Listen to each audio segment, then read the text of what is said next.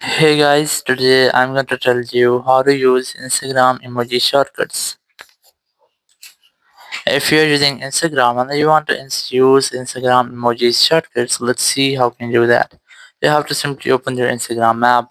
Now just go to your profile or any post on which you want to make comments. Let's say I'm going to select this one. And here you'll see the emoji shortcuts. There's the emoji slider. You just have to select the emojis which you want to set as comments, or you will see here the emojis which you commonly used to send comments. So let's say I'm going to select or I'm going to send this one. So now after refreshing, you can see that its order will be changed. So just refresh it, scroll it back, and now we try to open it. So here you can also change these comments by tapping on this emoji option. And here you have to try to add a different emoji. Let's say I'm going to add this one. It will be added.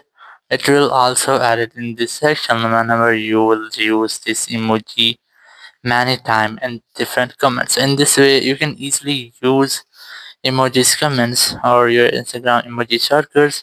Thank you very much for watching the video. Until next video, bye bye.